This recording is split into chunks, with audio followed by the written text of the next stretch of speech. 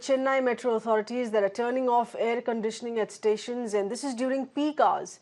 I beg your pardon, during non-peak hours essentially, and they're doing this in an attempt to save water.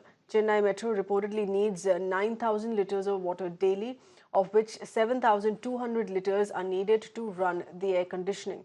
Although officials here have not released a statement here on this matter, but an engineer working there has confirmed ACs will be kept on only during peak hours, which is 9 to 11 a.m. and then in the evening 4 to 6 p.m. Our correspondent Pramod getting us further details here. Pramod, this is a ramification to the ongoing water crisis that is now also hitting unexpected areas. Well, it surely is, and we did actually report about the water crisis that's going to be very bad in the state of Tamil Nadu, especially in cities like Chennai, because of the larger consumption of water by urban population. The thing here right now is that it seems like even Chennai Metro has to buckle under the pressure, and they've decided to switch off the AC air conditioners. Like you exactly mentioned, they are supposedly using 9,000 liters of water per day, of which 80%, which is 7,200 liters of water, is utilized only for air conditioning. They want to completely reduce it, and that's the reason they've gone ahead with this decision. We did visit the Chennai Metro. We saw it on our hand that all these stations in that area, they are not using the air condition after 11 a.m. However, for the trains, the temperature is maintained as 26 degrees, which is considered as eco-friendly, and lesser electricity would be utilized. That way, they are trying to maintain or at least help with water crisis. This actually is an example as to what kind of situation is prevailing in the city alone, because people are waiting in the queue, people are waiting for water to be transported by lorries, and they are not exactly happy. Pramod, stay on with us because you've also continued to report this is not just about the Chennai Metro being hit. Residents who've been protesting, Coimbatore residents have been protesting over the crisis. The Vellore water crisis here continues to further worsen as well. And this is, Pramod, at the end of the day, basic survival, because now we're talking about drinking water. It's not just about having water to run the air conditions, to run your homes, to have the tap running. This is about your right to clean drinking water as well. And they've been saying here, insisting that the authorities, the state government has done nothing for the past 6 months. And effectively, you have the state government sitting and perhaps waiting for monsoons to hit so that this crisis could be dealt with.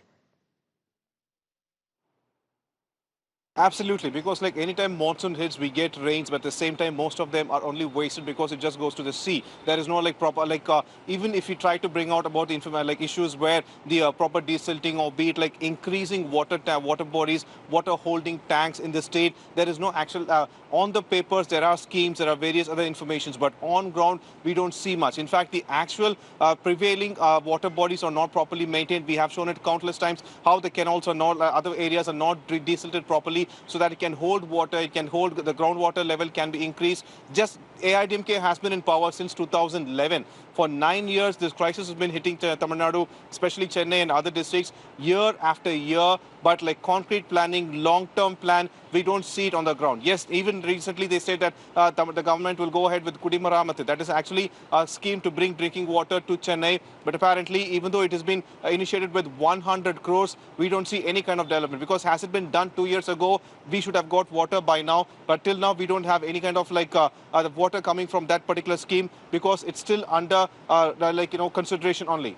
Mm-hmm. Right. Yes, Pramod, stay with us. We're getting in more voices here on this. We have advocate and activist Ms. Sudha Ramalingam with us over the phone line. Appreciate you being with us, ma'am.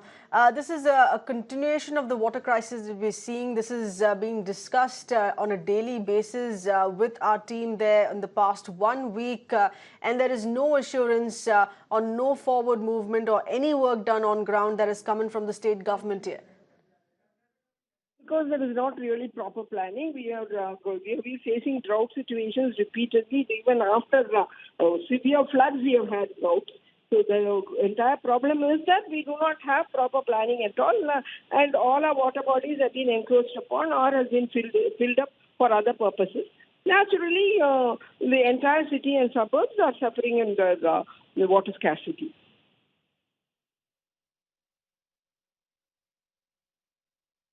Right, Okay. Ms. Ramalingam, each time that we speak to a representative of the state government, they continue to insist that there is enough water and citizens will survive till monsoons come. Is that a clear sign that the state government desperately only sitting and waiting for monsoons to hit the state?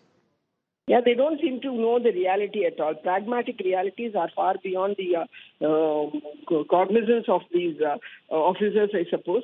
Definitely, there is very severe water scarcity all around Chennai and its suburbs.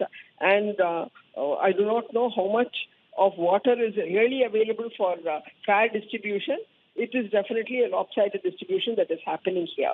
And we desperately need monsoon, but even if there is no monsoon, they'll have to make arrangements for the better supply of water everywhere throughout the city and the suburbs. That's right.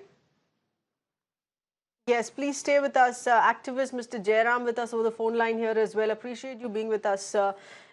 Is it entirely wise for the state government here to just depend on monsoons, because Tamil Nadu has also seen successive seasons of droughts and there's no guarantee that they're going to be having sufficient monsoons this year as well to deal with the water crisis? Right. I mean, the state government has not made any arrangements for dealing with the current crisis so far. And therefore, they are just praying that the monsoon, the southwest monsoon, will be successful. But point is, even the available water that is there is a huge water crisis that's going on, where people in the slums are getting water only once in a week, once in 10 days. Last few days we have been visiting places like Kanagi Nagar, where there are more than 50,000 dwellings, of slum people, and they are getting only water once a week, once in 10 days, and so on. So that is the kind of situation that we are in. And even the amount of water that is available is not, equally distributed. They should at least make sure that the poor and the lower middle class gets their, fair share of water, because they are completely dependent on the government's metro water for their daily needs. So that is something that the government has to immediately do. However, they seem to be, there seems to be there is a huge water mafia that is in place, which is making sure that a lot of unauthorized lorries are taking water out of metro water right now, and they are just stealing water and, selling the water at different places. And the government is not dealing with it strictly. So these are things that the government has to immediately do, at least to make sure that the poorest get water. Number two, and there are multiple schemes that they talk about, particularly rainwater harvesting, that the state government continues to talk about, but none of that is being seen on ground. Right.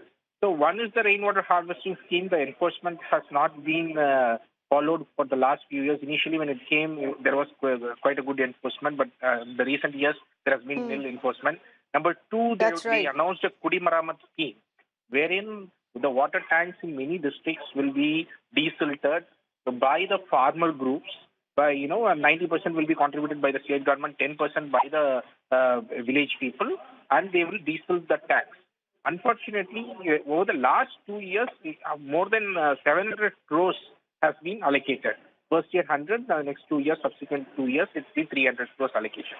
But these 700 crores, we don't know what has happened, because no such farmer groups were formed in the villages. Wherever villages we ask, they say no such farmer groups were formed, but the money has been spent.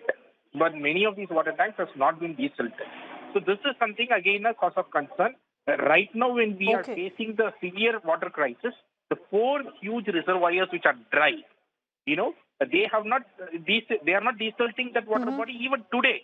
And the silt formation is at least 1.5 TMC. That hasn't been taking place, despite what you say, money being spent. Pramod, this is once again, with respect to what the state government continues to say, fund allocation having been done, money having been spent, but where's the water? Well, that's the problem. Like, we are also asking the same question, because like you exactly mentioned, like Jerome mentioned, funds being allocated, but like they say that all desilting has been done, whatever new canals have been created, these are all on the paper. but on the ground, we don't see anything at all. In fact, like you mentioned, 3 years ago, what happened is that MK Stalin from DMK decided to go ahead and they started desilting it. That became a very big ego issue for Tamil Nadu government, and they started doing it in a competitive manner. And for that year, they were able to desilt many water bodies and keep it like adequate to maintain it to hold the water. But after that, DMK lost interest, AIDMK lost interest, and after that, we didn't see any kind of like desilting process. Though, like you mentioned, 700 crores has been spent on it, and as you might know, all these political issues in the state of Tamil Nadu, the politicians were worried only about that, but not about the drinking water, and that is why right now Tamil Nadu, especially Chennai and other cities, are extremely suffering. The issue, as per the people who actually follow weather, is only going to get worse, because by June 12th, they are supposed to reach Kaveri water. 7 districts will be dependent on it for agriculture, and if they don't get water, they will also turn raise arms, and we are not exactly sure how the Tamil Nadu government is going to handle the situation then.